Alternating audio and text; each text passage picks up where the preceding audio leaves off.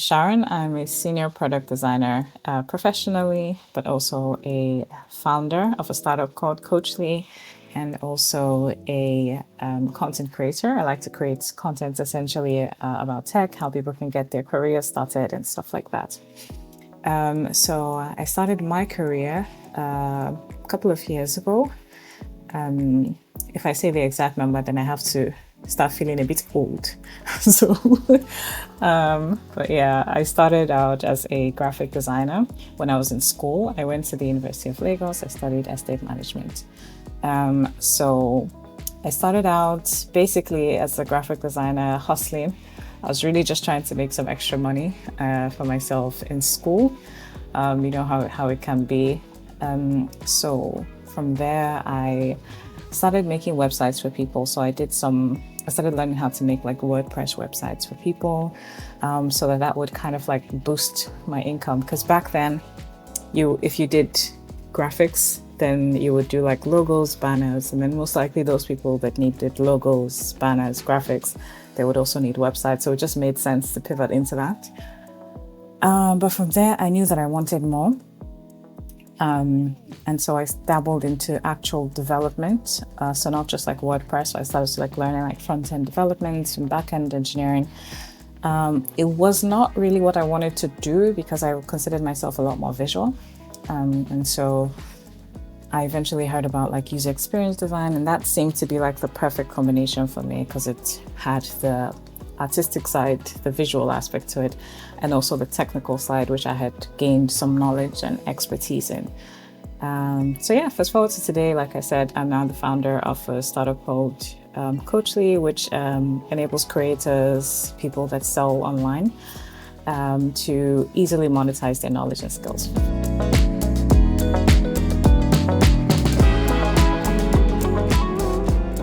I would say it was as funny as it might sound, it was the moment I got a job that I had applied for, because this was earlier in my career. I applied for a job while I was still in Lagos, and the job I applied for was based in Germany.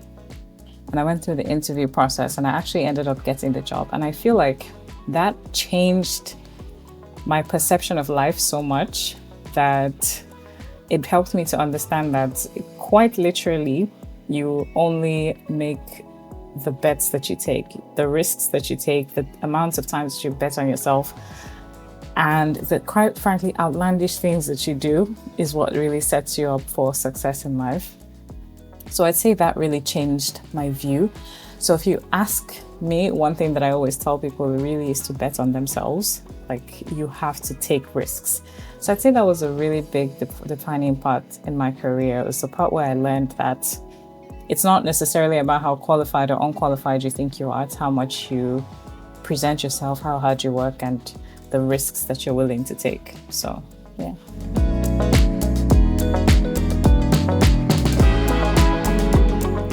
I feel like for me, I faced layers of challenges. So in Nigeria, it was one thing as a woman in tech. Outside of Nigeria, it became as a Black woman in tech. And there's layers to those kind of challenges and difficulties. So in Nigeria, I faced a lot of people just trying to undermine me and trying to undermine my decisions, my inputs, my impact, and it was, situations where you're basically hearing people belittle what it is that you have to say or belittling your impact.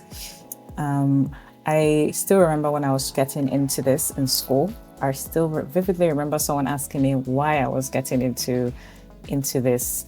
He was also a designer. So he was asking me why I was getting into design and not learning how to do makeup or learning how to do catering. And probably an innocent question on his part, but it was a little bit, like, why would you ask that?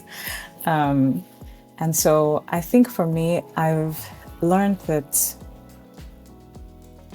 at least while I was in Nigeria, is you kind of have to build a resolve within yourself to ignore a lot of noise and to tune a lot of that out and do your work and do it excellently well. There are some people that believe that you need to work extra hard to prove yourself out of biases. So if you work hard, then people will no longer be biased against you. And I don't necessarily advise for that. I'd say do the standard that you know is up to you, that you can deliver. Work as hard as you can. If the disrespect is too much, leave. There will always be more opportunities. But don't hold yourself to a higher standard, and tune out the noise as much as possible. I'd say this advice it applies on both sides, both in Nigeria and also outside of Nigeria, because in Germany, God knows I saw things, I have seen a lot of things, as regards like, racism, and also you don't know which one is because you're black or which one is because you're a woman and which one is because of both. So there has to be that resolve within you to do what you need to do, focus on your goals, why you're here, be smart, and protect yourself and your mind. And if that means you leaving a particular workplace and getting something else, do so, but do it smartly. Like I said, I don't put unnecessary pressure on myself to prove myself more than I need to, because my work speaks for itself. So I'll always hold myself to a high standard. The people that doubt you because you're a woman or because you're black will doubt you whether you do the best work or you do the worst work. So you just stay true to your own values and protect your mental space.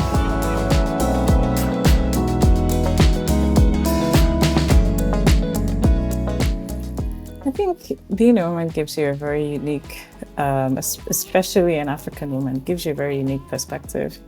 I might be biased, but I do believe that African women, we're very smart, we're brilliant, we are very observant, empathetic,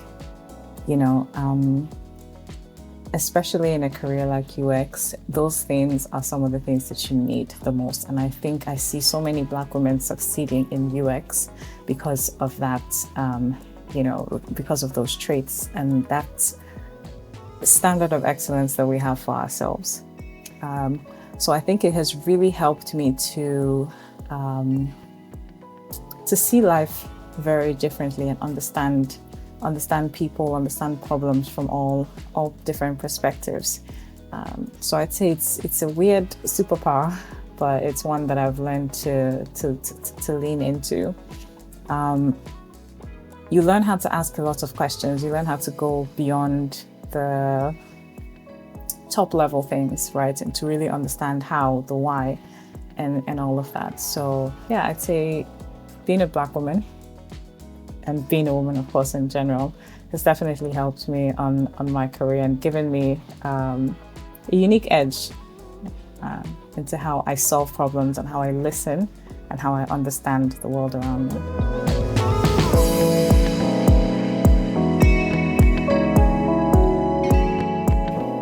Accomplishments I'm most proud of, I think, has been the number of people that I have been privileged to help start their careers. Years ago, I created a YouTube channel. I had no idea it was going to go as far as it ended up going, but it did. And through that, I've had the opportunity to mentor so many people. I've had the opportunity to talk to so many people, help people get their first jobs, help people get their first, opportunities, get interviews, get opportunities, get job offers and things like that. Help people find clarity also in their careers, help them solve problems, and all of that. Some of those people have gone on to do such amazing things. Some of them are working in top companies around the world, changing lives in their own way as well. So I think knowing that I have been one small piece of different people's success stories, that makes me feel so proud of myself. There's two sides to it, right? So there is my work as a mentor, as someone who's helped people get their careers started, which I'm very proud of. I think that has definitely gone far in helping, in solving real world problems, helping people get started and figure their careers out. Then there's the other side of the things that I've had the privilege of being involved in building. For example, my current startup, which is Coachly, which is helping people easily monetize their knowledge online That's something I'm quite proud of, like, because there's so many bottlenecks, there's so many restrictions, there's so many challenges people face with being able to teach online, share knowledge online as creators, as coaches, especially being, because it's mostly focused at African creators, right? There's so many challenges with being able to sell things to people all around the world, even if you are based in Africa, right? And a lot of the softwares that do solve these problems outside of Africa are not so accessible, not easily accessible to Africans, to Nigerians. And so I think right now, Coachly has grown to thousands of users, doing millions in transaction volume in a month. And people are able to, find that ease and find that security with which to build their online presence, earn from it, and also impact lives, sell and, teach people online. So I think those are some things that I'm really proud of in my career that I think have changed lives and had real life impact.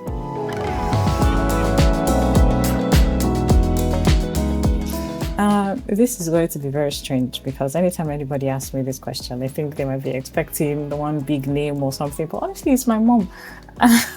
I'm really just the biggest mom's girl. My mom has inspired me on so many levels. She's brilliant. She's one of the most resilient people that I know. And so my mom has taught me that wherever it is that I find myself, wherever I'm planted, I will bloom. And I have to make that decision and make things happen for myself. So I think that's probably the biggest lesson I've learned from her is take risks, do what you need to do, put your head down. My mom will always tell us, bend your head and learn. And I think that is something that I hold on to this day. If there's need for me to humble myself, learn something new, start from scratch, I'm able to do that. And I think that has really shaped my view of life and my approach to my career and everything.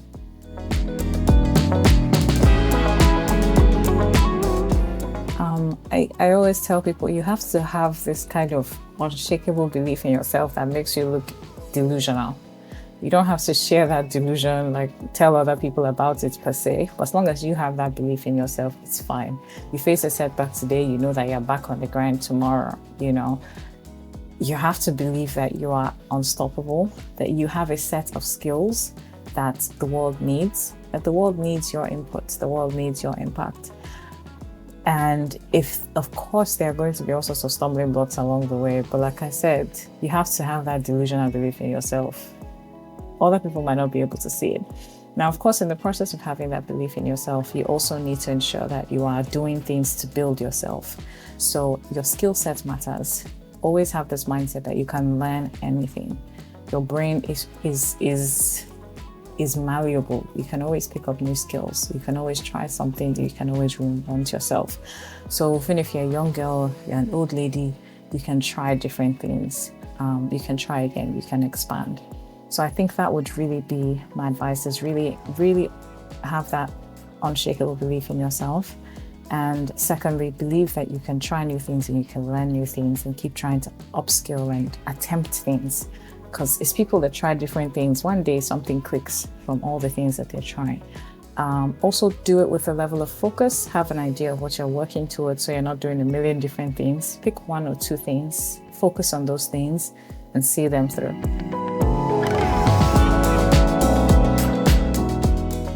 I think even just in the past year, the number of women I've seen coming out doing all sorts of great things has been so exciting for me. I look at it and I'm like, this is amazing, and I love the fact that women are going out, and the women that are making it to the top, they're throwing a ladder down, they're putting a hand down, and helping people, in their process. Helping people get up to speed, helping people learn. And I think I'm just really excited at the level of excellence I see from women, and also the level of commitment to growth and the commitment to helping other women. We are seeing so many women taking up huge roles, starting companies, doing the influential things. And I think that has been very, very inspiring. So I think I'm really excited to see how much more women continue to influence the world around us. So yeah.